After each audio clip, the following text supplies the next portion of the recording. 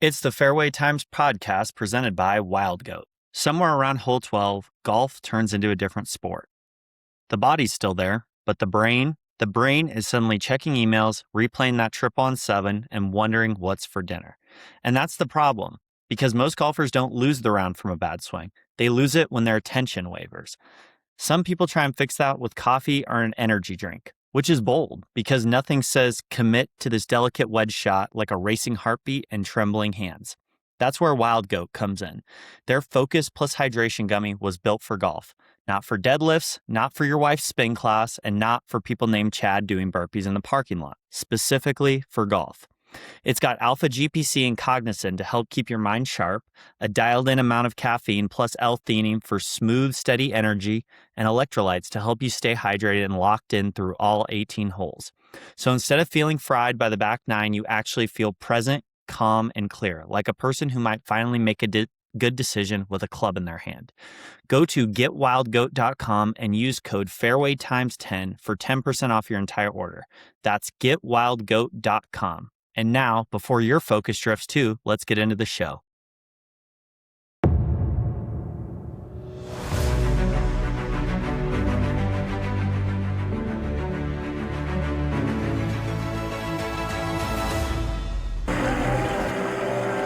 Waited for years. Many doubted we'd ever see it. But here it is. The return to glory. This is the Fairway Times. What is going on, everybody, and welcome to the Fairway Times podcast. We are recapping the PGA Championship today, where Aaron Rai, with one of the most unique what's in the bags we have seen in a long time, as well as just a lower ranked golfer capturing a major in what some are calling a very boring weekend, but man, I enjoyed the heck out of it. So we are going to just jump right in today. We are talking all golf today. So for everybody that is here for our golf analysis, here we go. So the leaderboard ended up shaping like this. Aaron Rai finished at 9 under. John Rahm captured second place at 6 under. Smalley was 6 under as well. Ludwig was 5 under. JT was 5 under. So just an absolute stacked leaderboard. And at one point, I know we kind of thought there was a chance that we were going to have a crazy 6-way playoff. So I just kind of want to start from Sunday.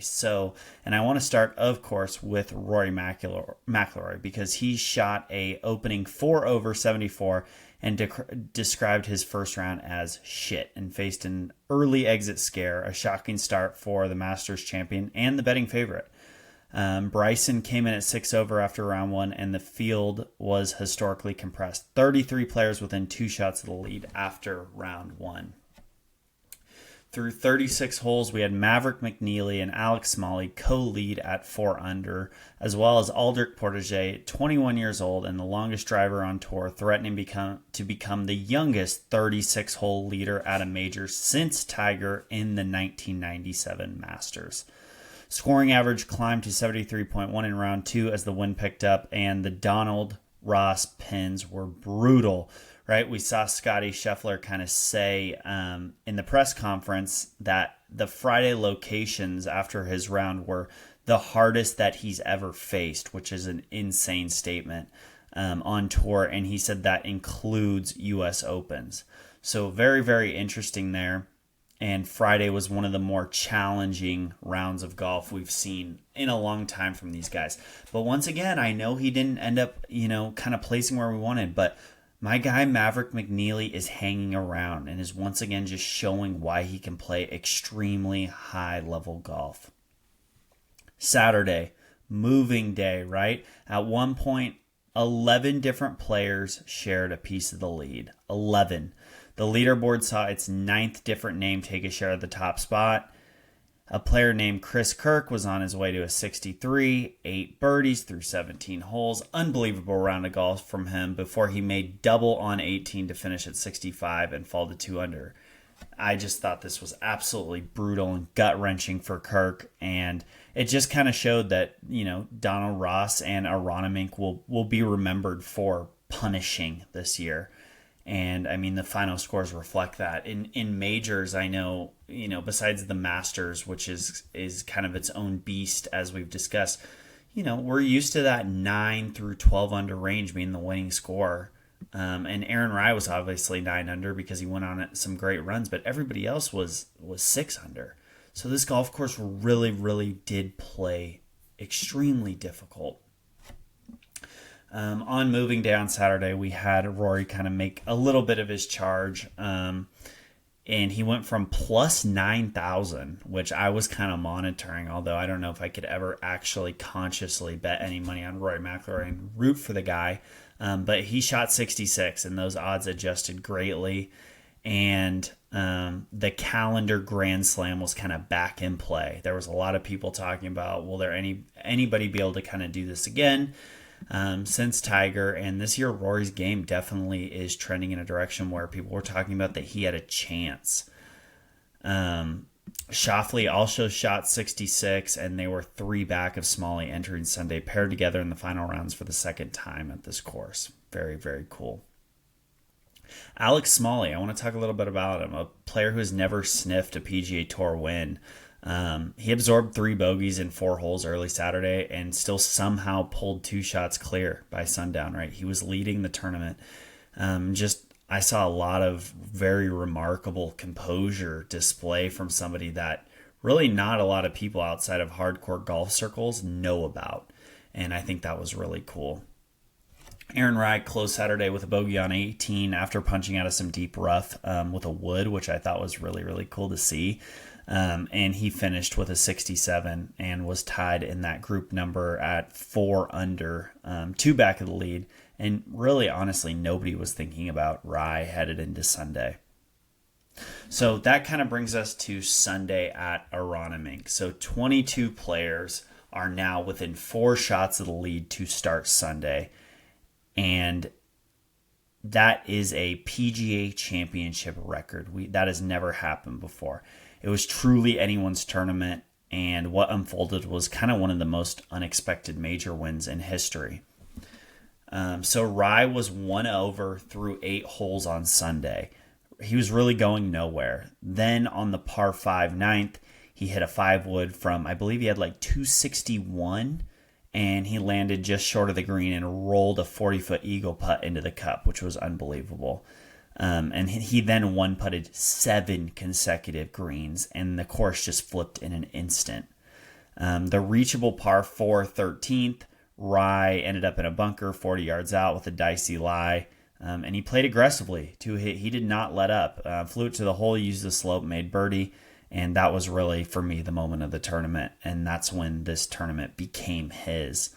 On 17 with the lead, but it wasn't yet sealed, right? John Rahm was still very much sniffing around. Rai holed a 70-foot birdie putt across the green, and it really just kind of put everything on ice, and it'll be, besides the sand shot, one of his signature moments.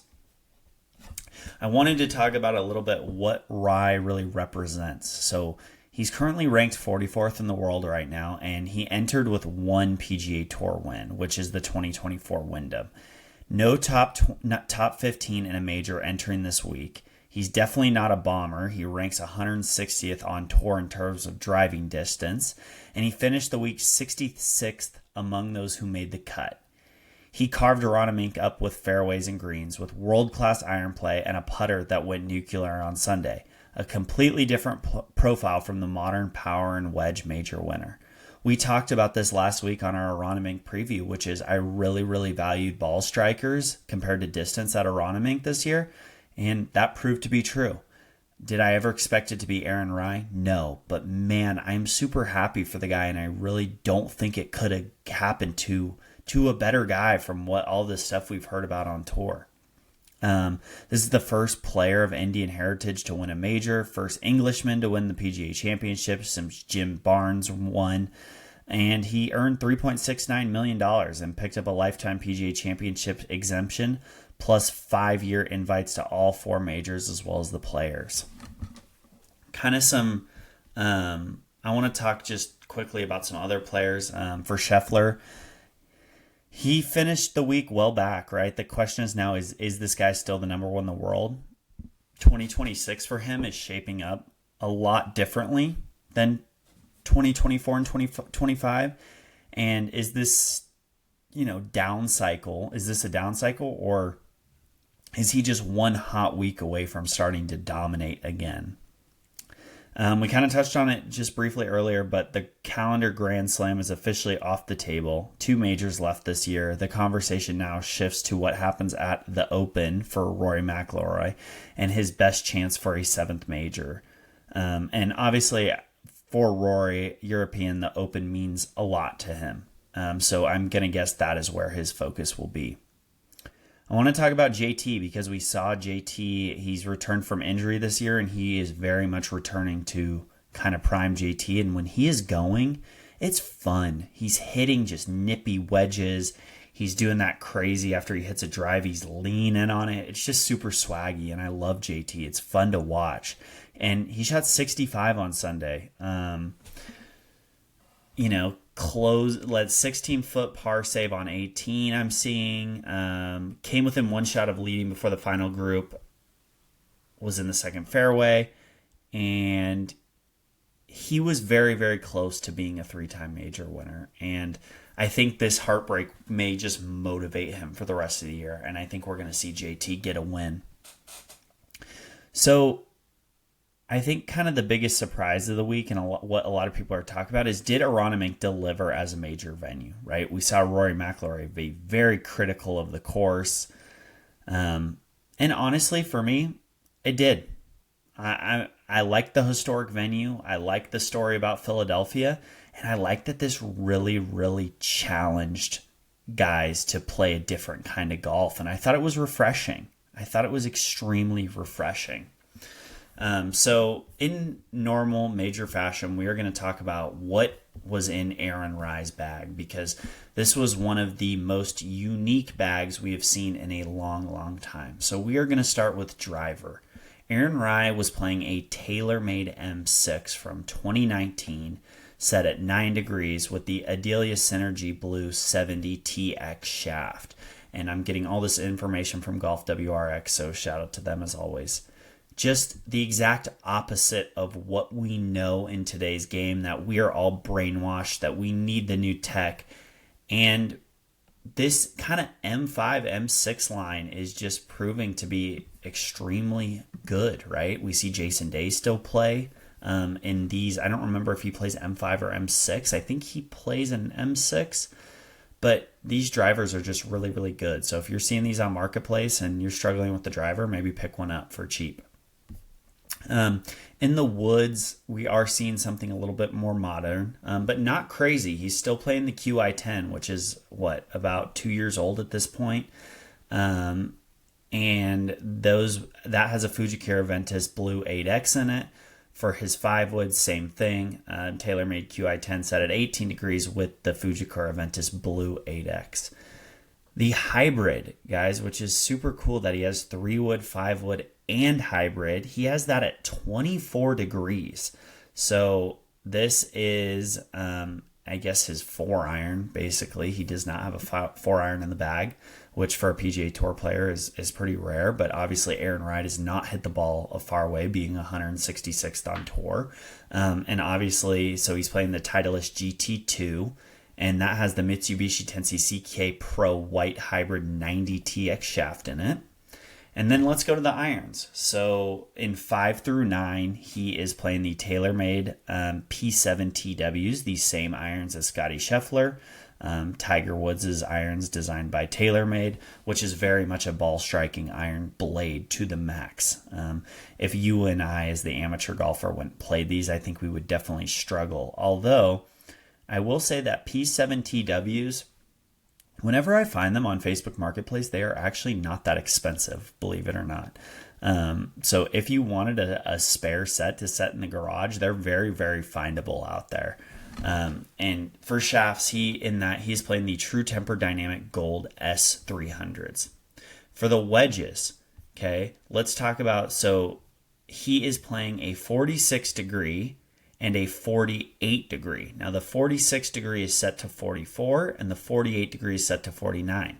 And get this, guys, those two wedges are SM9s. So old. Now, what I would love to know is if he gets new SM9s and has a stash of them from Titleist. Because if these are OG SM9s, like kind of the argument that like you have to replace your wedges like every, whatever they say, if you play a lot of golf, 8 months, it just kind of seems like spew at that point. I mean, we have a guy that just won a major playing old school wedges. All of his wedges are kind of that rusted raw look that is just super cool. And then for his 54 degree, he is playing a newer SM11. And for the 60 degree, he has the WedgeWorks 60. And those also have the True Temper Dynamic Gold S300s in them. In the putter, he is playing just a putter that's gotten so much love over the past year, and that's the TaylorMade Spider, and specifically he has the Tour V. It's kind of almost has like the carbon navy look underneath, and just a ton of people have had a ton of success with this putter.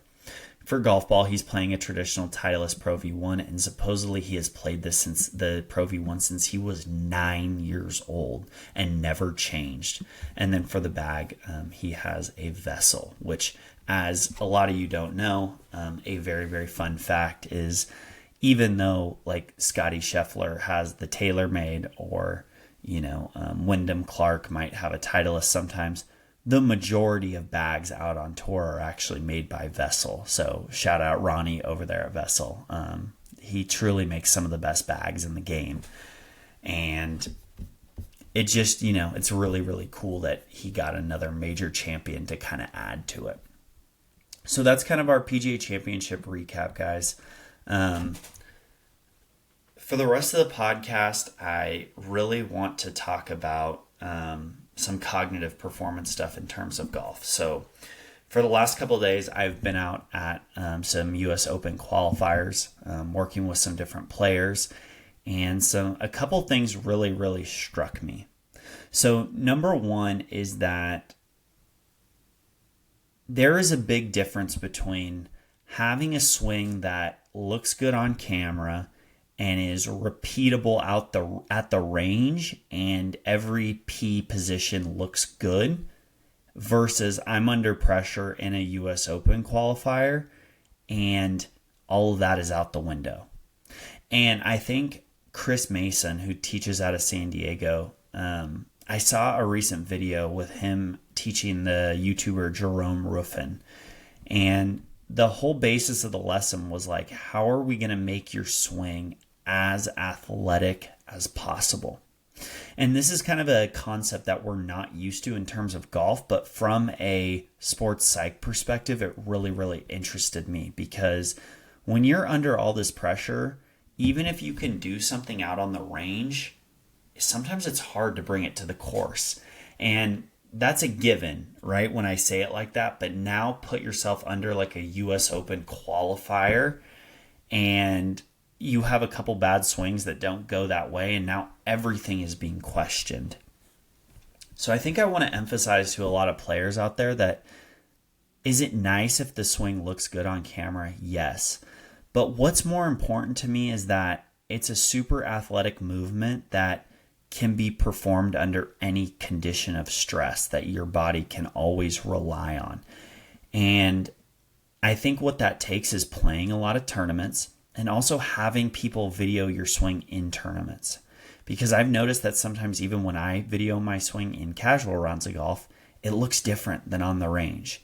And so figuring out why that is, and figuring out the feels of the system that you create to just keep being an athlete out there and not having to think about positions in any way or swing cues. The next thing that I really want to talk about is just the word that I always use, which is systems, right? I use this, like, I do a lot of teaching around what is the right frameworks to operate within. And I think this is a concept that's very, very hard for a lot of people to grasp and digest. But today on the pod, I'm going to basically give you one 100% for free. So there's so many shots lost around the greens for amateur golfers, right? Chipping is something that can constantly be practiced for free. We don't even have to buy a range bucket. And if we practice it correctly, can really improve our scoring. The problem I see is that there's so many people and even tournament players that aren't at the highest level that are just going out and practicing chipping. And I think that's just personally, I think it's a waste of time. We have to have very specific systems when we practice chipping. So an example of that system that I've implemented in my own game is the following. So I have 4 different types of chips that I can hit around the green. First one is going to be a release 0. And that is when the ball is basically almost behind my back-footed toe.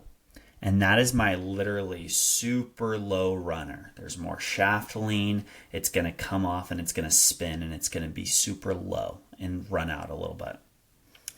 Release 1 is going to be my stock chip. So middle to back of my stance, I can have a square club face, I can open it a little bit, and that's not going to be as low as my release 0, but still a low shot. Probably not going to spin as hard because I'm not really coming down on the ball as much. And when it's back in release 0 and your stance on the toe, you're just having to naturally hinge a little more. And this is just more of a natural, like I'm just thinking about my chest really. And I'm thinking about that there is a pole through my front left hip and the weight has to stay there and I just have to rotate around that. So that is my release 1. Then I have a release 2 where this is kind of middle to front of my stance. The club face can open just slightly and there's a little more hinge. And then on the way through, the butt end of the club, the grip has to, when I finish, be pointed at my belt buckle, which means I almost have to have the phenomenon of dragging it through.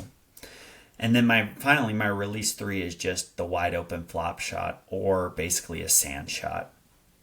Now, I work with a lot of juniors and they say, well, those aren't my feels. And I'm like, that's great. I actually don't care, right? I'm not a swing coach. I've never claimed to be a swing coach. Probably the thing that I know most about in terms of physical performance on a golf course is putting because it relates the most to cognitive performance.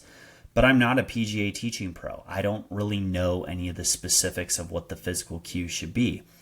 But what I do know is players that have things organized in fashions like release 0, 1, 2, 3, hinge to hinge, hold to hold, whatever your system is, they do a lot better versus just walking up to a ball and their mind just starts racing about what kind of a chip it is. There's really no organization, or I know this ball has to be high, go higher, but what does that really mean? So having this system to go within of knowing that, okay, I have 4 chips. Some of you guys out there that are less farther along in your golf journey, maybe you only have 2 chips. That's fine. Some of you guys that are super duper advanced and scratch, maybe you have more than that. I don't know.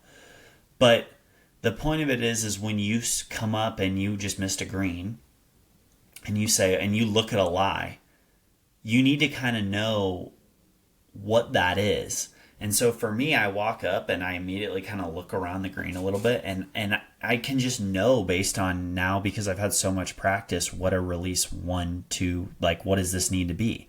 And then I just practice a couple practice swings of my feel of say a release 1. And then I take my alignment and I hit the chip. When before I ever had a system, I was just chipping. I was just chipping this ball. Oh, just try to get this close. What does that even mean, right? For our brain, it needs to be so much more specific than that. And I just think that that is such an important concept that gets lost. And we'll talk about more systems as we go, just because there's so many different ones to implement for parts of your game. But having those then also makes practice easier. So what do I mean by that?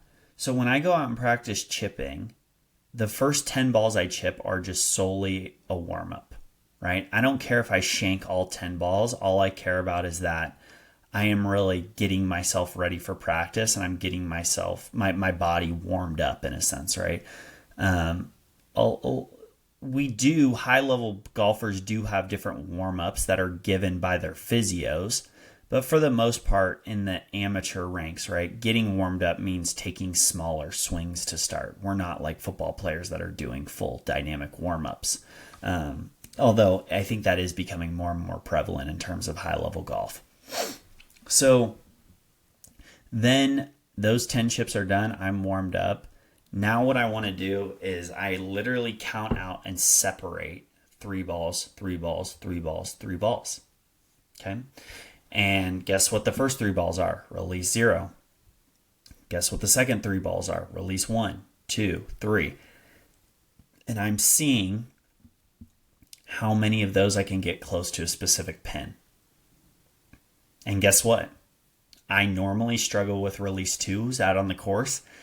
And it's amazing that when I put myself under pressure in practice, guess what amount of balls are usually farthest from the hole? Release 2. And so then I spend some extra sessions within those 3 balls on release 2. Okay, because I actually know now that after that first section, I'm still struggling with release 2. And it could be a different release, right? Like when we're talking about full on open club face flop shots, that can be a struggle sometimes for me. I'm not an amazing bunker player yet. So getting that feel down of actually letting the club release for me and putting it in my front pocket in the holster because it's so released is very difficult for me to feel. So then after that, now I know that I've gotten better at my release 2 that day until I'm satisfied. Then guess what it's time to do? Random game, where I throw 10 balls all throughout the practice green areas if there's room. I pick random pins and I have to go through my entire routine hitting different releases to different pins. And if I get within a 3-foot circle of it, well, 2 to 3 feet, right? I'm not an elite player. I play to like a 9 to a 10 handicap. So sometimes I do 2 feet, sometimes I do 3 feet. Could be 12, could be 24 inches, whatever it is that day that I choose. And I figure out how many of those I can get within that range. And I write it down and I record it. So then the next time that I can go play a random game, I know where that number lies and if I improved it that day. And there's some days I improve it, there's some days I stay the same, and there's some days I get worse. But the bottom line is we're not looking at a small 2-week sample size. This is over the course of 6 months to a year that I'm starting to record. And guess what? Over time, I found that I am getting better. And getting better and knowing that based on data really allows me to have more confidence playing golf, right? As a sports psych, there are so many people that are like, how do I gain confidence? Well, I think confidence a lot of the time, like we could dive into, regulating your emotions and keeping your confidence high from a self-talk perspective. But the bottom line is that if you're not prepared to play the game at the expectations that are given to yourself, it's very hard to be confident, right? If I was to go play a $3,000 money game against 3 other players and I was the 4th in the foursome and those 3 guys are scratch, right? And I'm a 9 and I'm just lying to them saying that, I'm a scratch player and I can compete, of course it's going to be hard for me to have confidence, right? Because I'm lying to myself. And there's so many players out there that I feel like are doing that, and then they complain about the scoring aspect. And there's just no reason to do that, right? Right now, a big emphasis for me is getting better with the driver. I'm a bad driver of the golf ball. I do not hit a lot of fairways. I can hit the ball extremely, extremely far, right? I can get it up to 185, even touching 190 ball speed. But if the dispersion is massive and I'm taking penalty strokes and having to hit out of horrible areas and having to punch out all the time, that is not my superpower. And so I am actively working on trying to become a better driver of the golf ball, right? Recently, I even shortened my driver to 44.5 to get more of a mini driver feel because distance has never been a concern of mine. It's how can I put myself in a good position? My iron play is always being worked on. And so it's this plan that, so I'm 26 years old right now.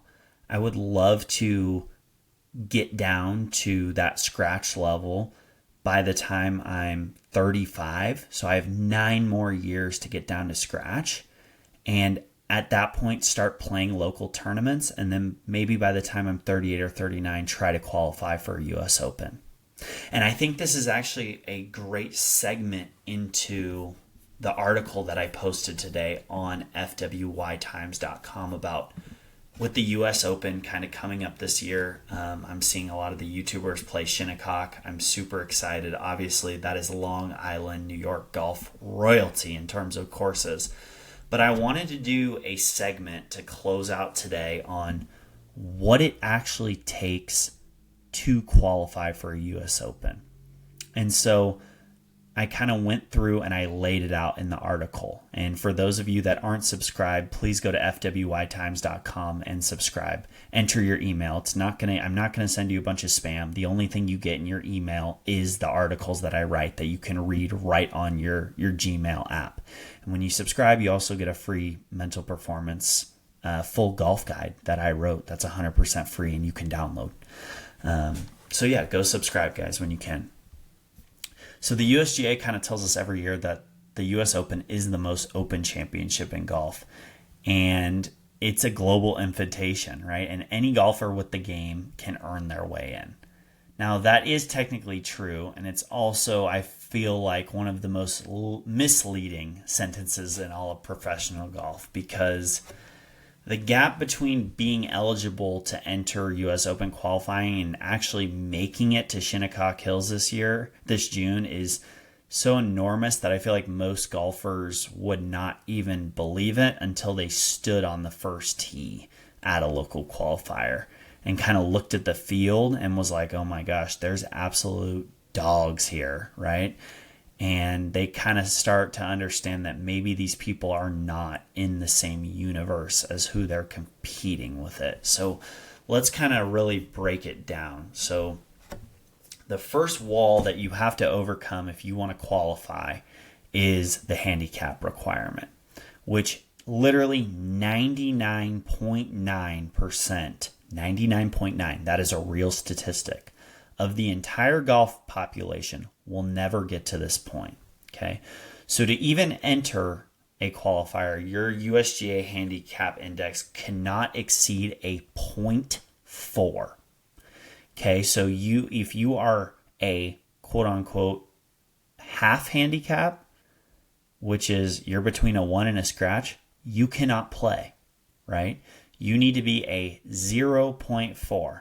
And also, I guarantee that if you are a 0.4 handicap, you are really going to have no chance. You're going to get to play and go have a good time. You are probably going to have no chance at qualifying.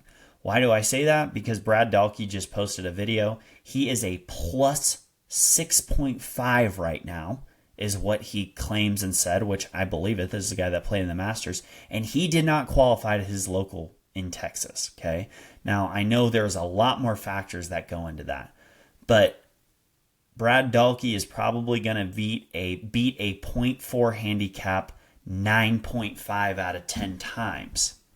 So unless you happen to be on that 0.5 day, it's going to be tough, okay? So, and the USGA, I want to make it clear that they tightened this up in 2024, because before that, the cutoff was a 1.4. And I think they were realizing that people that were entering with a 1.4, they were just wasting everybody's time and spots, right?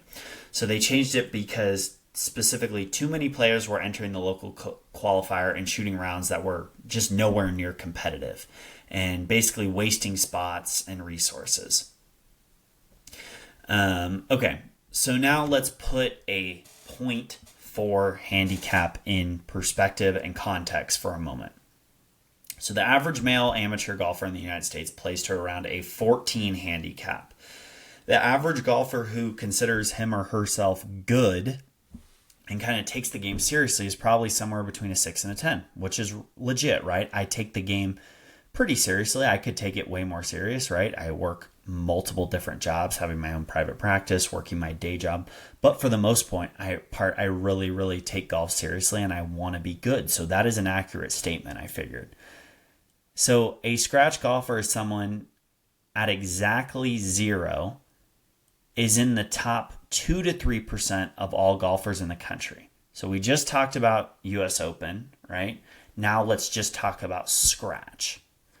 A .4 or better means you are performing at essentially a scratch level or better across your most recent competitive rounds. We are talking about someone who shoots in the low 70s consistently, who has multiple rounds in the 60s on their scoring record, and who competes regularly in state and regional amateur events, right? Because I'm just going to say this as a local Southern California Orange County golfer, if your handicap is .4 at Dad Millar, you are not going to qualify for the US Open. Okay, so that is a big difference.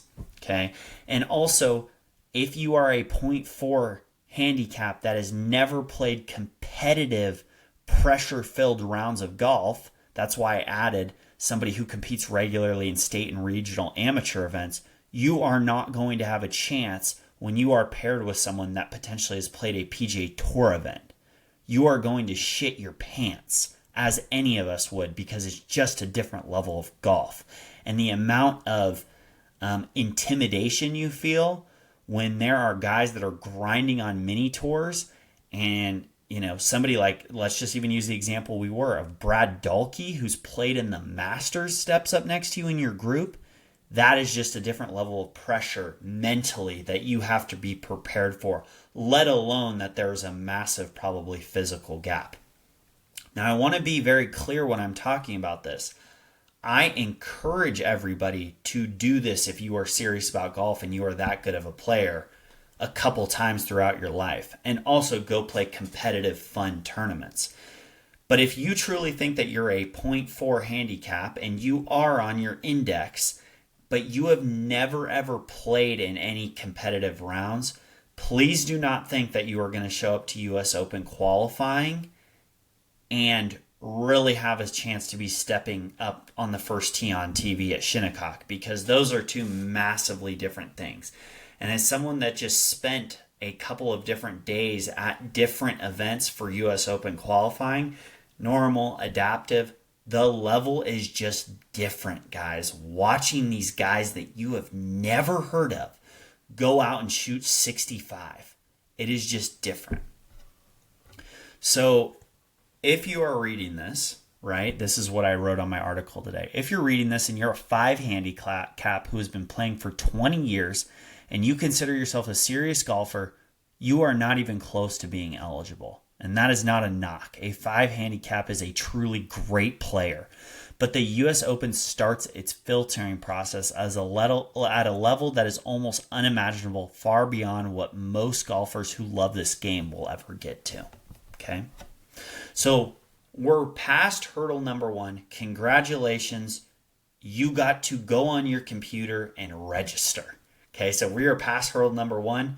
Congratulations, you are going to tee it up at one of your local regional qualifiers. Let's talk about that first regional. So you register online, great. You pay your entry fee, and you're a local qualifier. The 2026 US Open had over 10,200 entries accepted. That is a record level number. All of these people funneled into 108 local qualifying sites across the United States, plus sites in Canada and Mexico. Each site runs an 18-hole stroke play event. The top players at each site advance to final qualifying. The exact number who advances depends on field size, but roughly only the top 5 to 6% of local qualifier entrants move on. Read that again. Only 5 to 6% at your local qualifier will move on. At a typical local qualifier, you're going to have between 80 to 100 players competing for 3 to 5 spots. One round only, 18 holes. Which means if you have a bad first or second hole, your whole day is pretty much done. And this is why we've heard stories of Michael Block's son, who on Instagram, I'm pretty sure his name is, or TikTok is Pootie Cuts. Literally get to the 4th hole and be 2 over and just quit and just walk off because he knows it's just not worth his time. Now, do I ever agree doing that in a competitive round of golf? Absolutely not. That is never who I am. But I understand why they do it. Okay, so I kind of wanted to look up and see what are actual scores looking like. Okay. So at local, and I took this data from 2025, at local qualifiers across the country in 2025 and 2026, players were advancing by shooting 4, 5, 6, and 7 under par. Right? Like if you're shooting par, you're not in the top 50, probably. Okay, maybe even worse. Multiple strokes under on a courses that are specifically set up to be demanding. Okay, so just to give you an example, as a local Southern California guy, I was out at Goose Creek. Okay, now Goose Creek is one of the nicest courses in Southern California. Is the layout particularly hard? No. But if I had to guess, the greens were probably rolling at a 12, and some of the greens at Goose Creek are diabolical. So you and I as a local golfer, oh my gosh, yay, we finally made it down to a 0.4 handicap. We can do this. Have no idea all of a sudden what greens that are, rolled and cut. We can't even fathom that because it's difficult to find courses to practice on that are even having that, okay?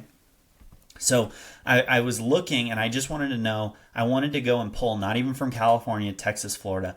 I wanted to find the most obsolete states as regional qualifiers and see what these guys are shooting. Because in theory, right, there's less amazing golfers in Montana and Nebraska than there are in California and Texas and Florida.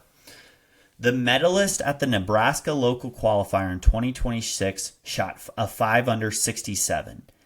In South Dakota, a qualifier shot 8 under 64 with 2 eagles on his back 9. In Florida, a high school senior shot 66 to earn the honor. These are not tour pros. These are elite amateur golfers and club pros who have dedicated their lives to getting this good. And they're competing for spots at a rate where shooting even par likely is going to send you home, and it will. The competition you are lining up against at local qualifiers is startling when you see it in person. You've got current and former college golf standouts, many tour pros, club pros who played at the Division I level, elite amateurs who have competed in state, regional, and the national level. Oh, and a couple of years ago, Charlie Woods, who was 15 years old, who was already one of the most impressive junior golfers in the country. In Florida, he shot an 81. He finished 61st out of a field of 74. Only 5 of those spots ended up advancing that year. If Tiger's 15-year-old kid, who is now 17, shoots 81 and finishes near the back of the field, that gives you an idea of what a local qualifier actually looks like. Charlie Woods, now we could talk about his name, but he is also an unbelievable golfer in his own right. If I had to guess, he's probably a +4 or 5. Okay, now a couple years ago, who knows, at 15 years old. But I guarantee he was much better than scratch. Probably back then he was a +2 or a +3. I mean, he's committed to Florida State, which is one of the most historic golf amazing programs in the country, right? He's going to play with Miles Russell, who's the number 1 junior in the country. So that just kind of puts things into perspective. Now, congratulations. You got past the first handicap index. You registered. You played your ass off and you shot 65 in an unbelievable round. Guess what? The most difficult part is yet to come. Stage 2, final qualifying, aka the longest day in golf.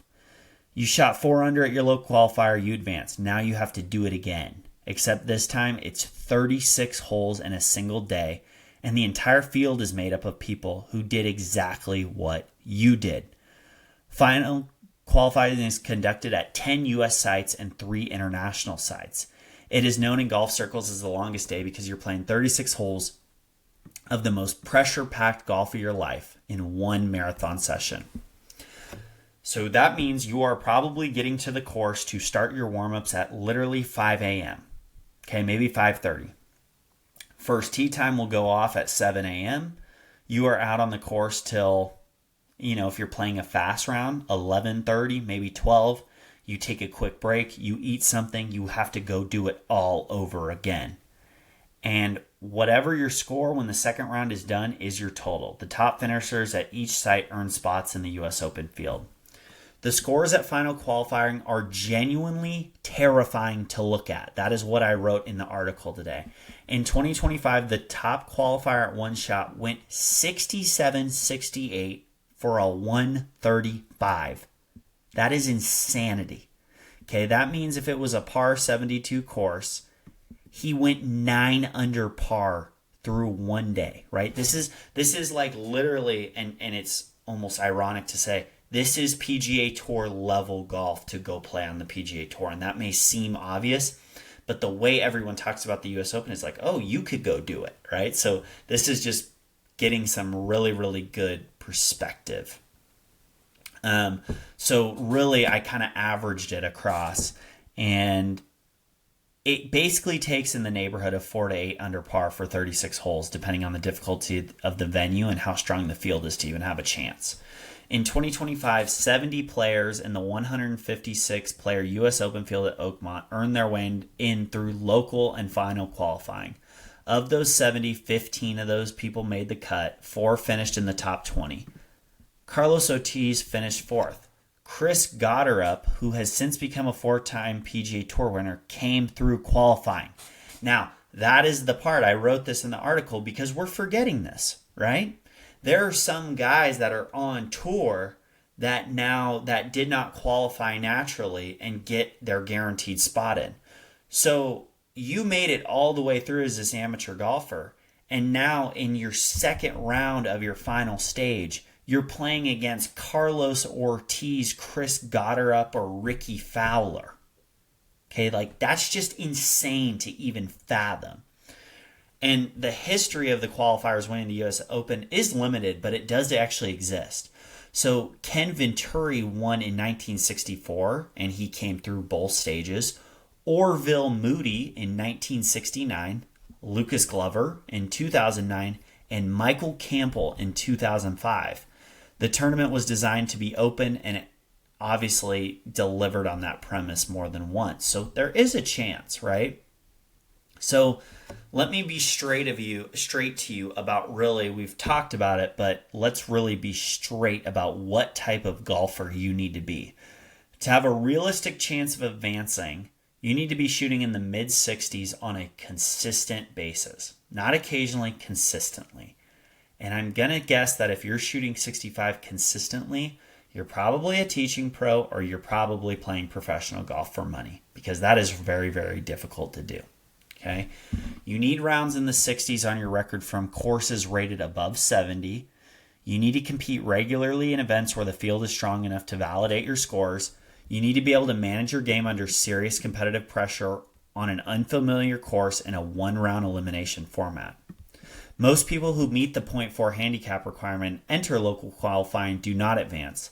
The majority of the 10,200 people who entered the 2026 U.S. Open paid their entry fee, showed up to a local qualifier, and went home. They lit their money on fire. I think it's like $200. And this is the honest reality. And if you just want to say that you went through local U.S. Open qualifying too and just say you did it, I think that's totally cool too. But to have a realistic chance, you need to be a basically borderline professional player with tour level experience and a current or recent college golf standout in a major program, or an elite amateur with a competitive resume that most club golfers would find impossible to relate to. I mean, this weeds out even your top club champions in a lot of the sense. The people who, because right, club championships a lot of the time are not played from crazy amount of distances. So the people who advance through these local final qualifiers are not regular club members who got hot for 1 week. They're dedicated athletes who have spent thousands of hours building a game capable of performing at that level. The USG entry fee, I was right, and I wrote this today, but I couldn't remember the exact number, is $200 and is genuinely open to anyone who meets the requirement. You can register, pay, and show up. That part is true. But the golf you need to bring with you is an entirely different story. So I just gave you all the doom and gloom, okay? But I had fun writing this final segment, and this is what we're going to close out the podcast today, which is why you should try anyway. And this is where I actually land on all this. The process is brutally hard. The standard required is almost incomprehensibly high for anyone who's not spent years grinding at the elite amateur or professional level. The odds of a .4 handicap club golfer making it through local qualifying are extremely small, and the odds of them surviving final qualifying to stand out on the first tee at Shinnecock Hills this June are almost impossible. And you should still try. Not because the outcome is likely, but because there is nothing in golf, maybe nothing in all of sports that I could think of, quite like walking into a local US Open qualifier and competing, knowing that you do have a chance at teeing it up at a place like Shinnecock Hills. Teeing it up next to the greatest players in the game of golf ever. There is no other sport in the world, right? No matter how much I loved baseball. Me throwing 88 miles an hour as a right-handed pitcher in my college prime, there was no way in hell I was ever going to pitch in a World Series. But yet, golf gives us this opportunity, and that's what I think is so amazing, unique, and why I fell in love with this game. No handicap adjustment, no net divisions. Every shot counts equally, whether it is on the first hole or the 18th. And guess what? You could be teeing it up next to Ricky Fowler, and he could go out and shoot 81 and shit the bed just like you. That's golf, right? The oldest entrant in the 2026 US Open was a 70-year-old PGA pro from New York. The youngest was a 13-year-old who became a two-time drive, chip, and putt national champion finalist. Between those two people were 10,000 others who looked at the most demanding qualifying process in golf and said, I want in. That is the spirit of the US Open, and it is the thing that makes it genuinely different from every other major championship. Augusta invites you. The PGA Tour qualifies you based on membership status. The US Open opens the door and says, prove it. Get your handicap down. Compete more, post your scores, and build your record. If you get to a point 4 or below, register at champs.usga.org and just see what happens. The worst case scenario is you shoot the round of your life on a day that matters and you come home having experienced something most golfers never will. That is worth more than you might think. Thanks so much, everybody. Thank you for listening to the Fairway Times podcast. I am going to sign off with that. I'll see you next week. Like to hit bombs. I do. There's a lot more to winning than just, hitting bombs. You saw him dropping all kinds of bombs off the tee. I mean, just hellacious bombs. I have to have the ability to hit bombs. We talk about it. You got to hit it long out here. Hit bombs. Todd, when I stop hitting bombs, I'll play the Champions Tour, but I'm hitting some crazy bombs. Thanks so much for listening, everybody. Remember to hit bombs, and I will see you next time.